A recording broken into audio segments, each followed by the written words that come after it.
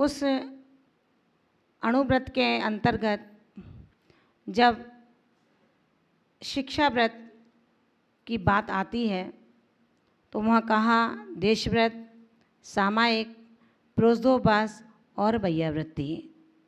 इन देश व्रतों के पालन करने से हमें संकल्पित उस मर्यादा में, उस देश की, उस काल की स्थिति को हमें वृद्धिंगत करना है। जहाँ पर हमने उस मर्यादा को सीमित किया था, उसी सीमित मर्यादा को उत्तरोत्तर वृद्धि की ओर ले जाना अथवा घटाना। आचार्य भगवंत कहते हैं इसी गुणव्रत, शिक्षा व्रत के अंतर्गत जब सामायिक का प्रसंग आता है तो ये सामायिक श्रावक और श्रमण दोनों के लिए ही बहुत आवश्यक है। कारण सामायिक का तात्पर्य है समता के परिणामों को रखना। सामायिक का तात्पर्य है समय की व्याख्या को समझना। सामायिक का तात्पर्य है समय यानी कि अपनी आत्मा को समझने के लिए अपने योग को शुभ करना और शुभ योगों के माध्यम से उपयोग की ओर बढ़ना। जब एक साधक समता परिणामों से समय को समझते हुए समय को प्राप्त करता है तो निश्चित समय के सार यानी कि शुभ योग से शुभोपयोग की ओर बढ़कर शुद्धोपयोग से अपने शुद्ध आत्म तत्व को प्राप्त कर सकता है। लेकिन जब तक हम सामायिक के बारे में, समय के बारे में समझने के लिए अगर उद्यत नहीं होंगे, क्योंकि आज का श्रावक सामायिक शायद बुजुर्गों का काम है वो करें, साधुओं का काम है वो करें, जो रिटायरमेंट हैं वो सामायिक करते हैं या साधु सामायिक करता है। हमारे युवा साथियों को कहाँ सामायिक जैसी व्याख्याएं शोभा देती हैं। महान भावों, जो सम्यज्ञ होते हैं, जो समय को, आगम को जानने वाले होते हैं, समय के ज्ञाता होते हैं और समय यानी कि काल की मर्यादा को जिन्होंने समझा है, ऐसे वो सम्यज्ञ वस्त्र के बंधन, चोटी के बंधन, समय के बंधन, पर्यंकासन आदि नाना प्रकार के आसनों के माध्यम से अपनी आत्मा को पहचानने का जो उद्यम करते हैं, जो पुरुषार्थ करते हैं, अपने उपयोगों में निरंतर शुभ व्यापार करके अपने उन आशातीत स्थिति को घटा करके, जहाँ आशाएं भौतिकता की ओर बढ़ रही हों, वहाँ आशाओं को वो अपने आध्यात्मिकता की ओर ले जाते हैं। जहाँ अपेक्षाएं संसार को बढ़ाने का कारण हैं, वहीं अपेक्षाएं यदि हमारे शुभोपयोग के लिए हो जाएं, वो अपेक्षाएं कब मैं सामायिक करूँगा, कब मैं व्रत करूँगा, ये त्याग की परिणति, नियमों की परिणति, यम और नियम से जब हम अपने इस संयम के व्यापार को बढ़ाते हैं तो निश्चित मान करके चलना महान भावों, हम अपने जीवन में समय के साथ समय को प्राप्त करके समयसारी बन सकते हैं। लेकिन जब तक हम राग द्वेषादि परिणामों को त्याग करके समता सरलता में नहीं उतरेंगे, तब तक हम शुद्धात्मा के रस का आस्वादन कभी नहीं ले सकते हैं।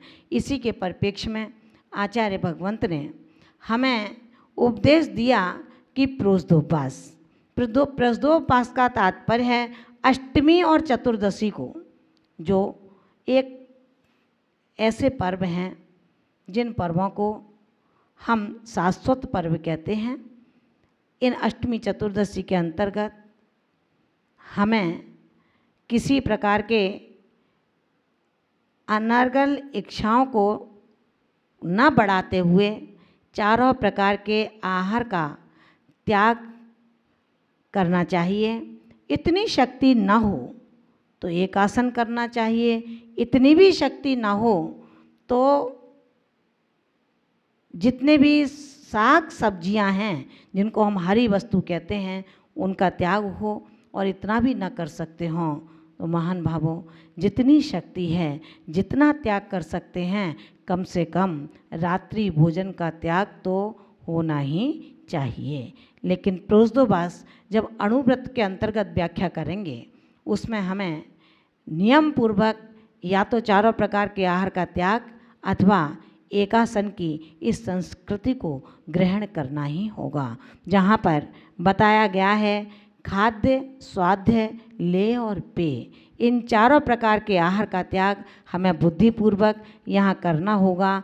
अगर ये करते हैं तो हमारा प्रोद्योबास अणुव्रत का एक निरतिचार पूर्वक पालन होता है।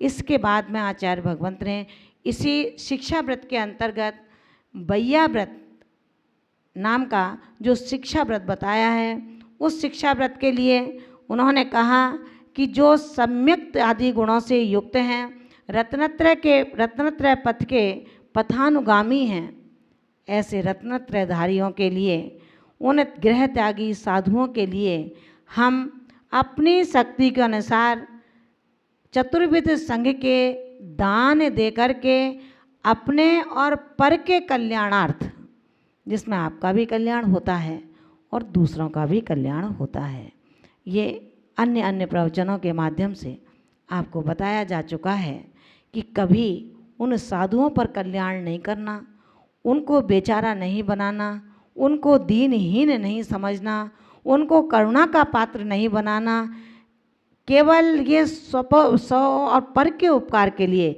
यानी कि जो दान आपने अपने खून पसीने से न्यायोचित रूप से एकत्रित किया है, उससे दान का सदुपयोग मैं कैसे कर सकता हूँ, इसकी व्याख्या इस प्रोद्योबास शिक्षा व्रत के माध्यम से आचार्य भगवान ने हमें बताई है। शक्ति भर शक्ति को न छिपाते हुए चतुर्विध संघ के लिए जो दान दिया जाता है, यदि आप उस चतुर्विध संघ को दान देते हैं, मुनि, आर्यका, श्रावक और श्रावका, यहाँ श्रावक और श्रावका का तात्पर्य जो उत्तम श्रावक और उत्तम श्रावका हैं उनसे लिया गया है।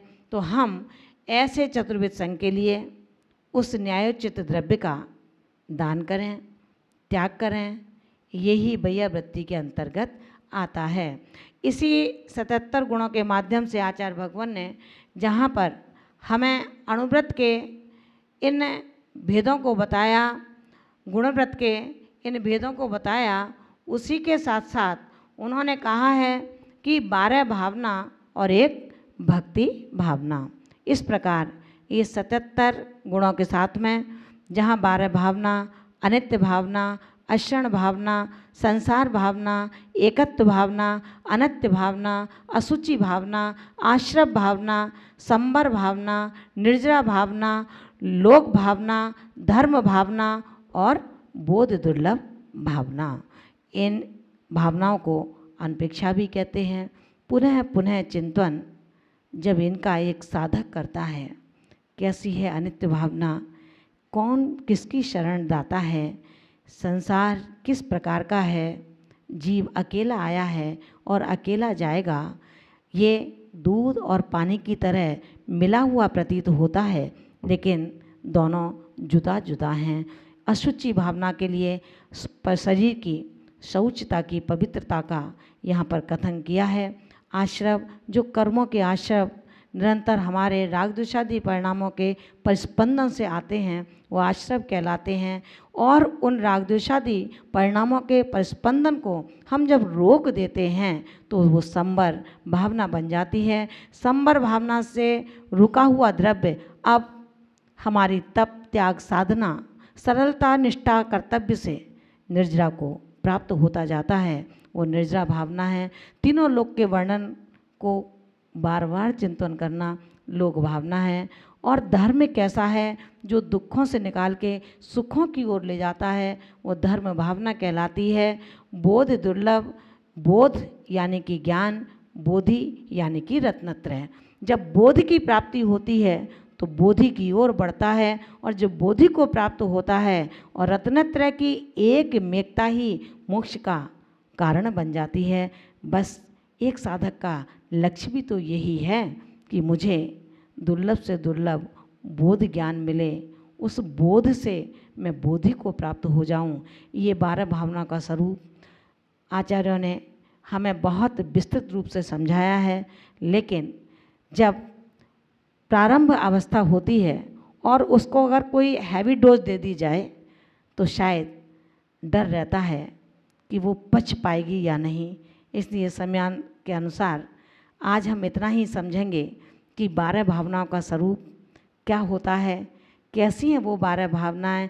पुनः पुनः चिंतन करने से ये एक माँ की तरह हैं जो हमारे वैराग्य को वर्धन करने में अतिशय सिद्ध हुआ करती हैं।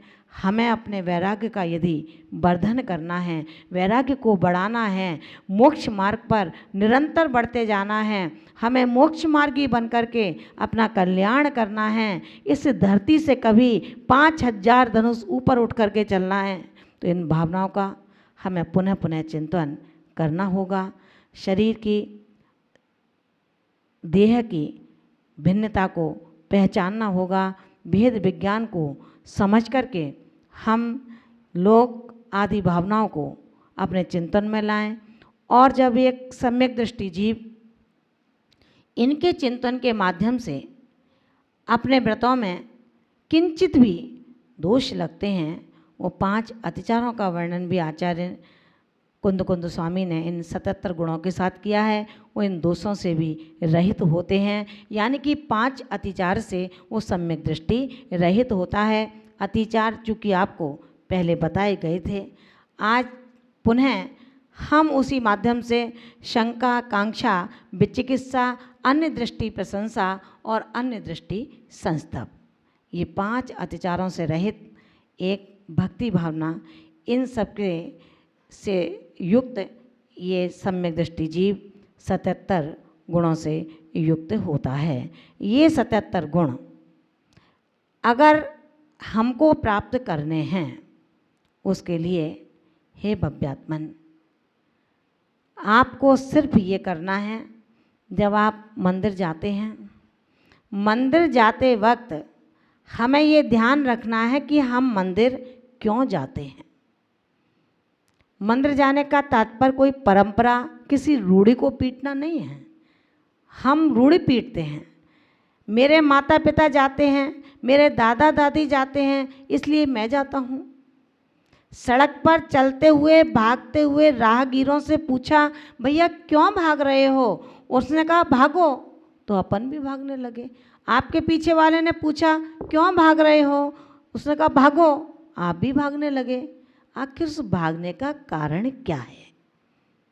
जिंदगी में लोग भाग रहे हैं, उसके पीछे हम भी भाग रहे हैं। लोग पैसा कमाने के लिए भाग रहे हैं, उसके पीछे हम भी भाग रहे हैं। उसके पीछे भागना नहीं है, जो रोटी के पीछे भागा, रोटी उससे पीछे भाग गई। जो पैसे के पीछे भागा, पैसा उससे पीछे भाग गया। और जो रोटी को छोड़ देता है, रोटी उसके पीछे भागा करती है।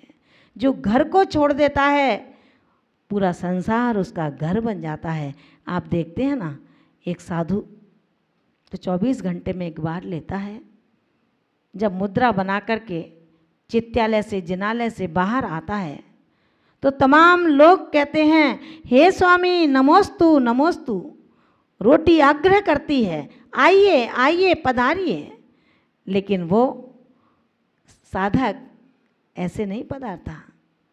पूरी नवधा भक्ति के साथ उस साधु को कहीं ऐसी भूख नहीं है कि वो अपनी प्रतिष्ठा कराए, पूजा कराए, प्रपाद प्रक्षालन कराए। लेकिन आचार्य भगवंत ने कहा है, जहाँ पर साधु की नवधा भक्ति न हो, चाहे वो मुनराज हो और चाहे वो आर्यका हो, आचार्य कुंद स्वामी हो, चाहे आचार्य अमितगंध स्वामी हो, सभी की ये व्याख्या है कि जब तक नवधा भक्ति ना हो, तब तक वो यदि वो मोक्ष मार्गी कभी उस आहार को ग्रहण ना करे। उनके प्रतिग्रहण को स्वीकार न करे, उस देरी से वापस लौट के आए जहाँ पर एक साधु की नवदा भक्ति नहीं होती है। महान भावों, आपका कर्तव्य है आगत अतिथियों का आप नवदा भक्ति पूर्वक पड़गाहन करें, प्रतिग्रहण करें और अपने कर्तव्यों की पूर्ति करें। सम्यक दृष्टि का यही कर्तव्य है। सम्यक दृष्टि का कर्तव्य कौन साधु है, कैसा साधु है, साधना में रत है या साधना से च्युत है, ये देखने का कर्तव्य आपका नहीं है। आपको अपने कर्तव्यों की पूर्ति करनी है जो आचार्य कुंद कुंद भगवंत ने इसी रेणसार ग्रंथ के अंतर्गत कही है। इसी कर्तव्य को पंडित दौलत राम जी ने भी 6 के अंतर्गत कहा है। इसी कर्तव्य को षट आवश्यक के रूप में जो गृहस्थ के षट आवश्यक हैं उसमें कहा है। जब दान की बात आती है तो दान कठोर दान से मतलब नहीं है, दान कोई आपके श्रृंगार दान से मतलब नहीं है, दान किसी भिखारी के कटोरे में डालने से मतलब नहीं है। यहाँ दान का तात्पर्य है जो उत्तम पात्रों को दान देता है, मध्यम पात्रों को दान देता है, जघन्य पात्रों को दान देता है, सत्य पात्रों को दान देना दान संज्ञा, दान आवश्यक में, दान कर्तव्य में आता है। बाकी किसी के कटोरे में जो दरवाजे पर खड़ा है उसके कटोरे में एक रोटी का दान कर देना ये दान नहीं है, ये केवल करुणा भाव है। हम करुणा भाव से अपने षट आवश्यक की पूर्ति नहीं कर सकते। हम कटोरे के दान से अपने भोजन के समविभाग करके दान की परंपरा को जिंदा नहीं रख सकते।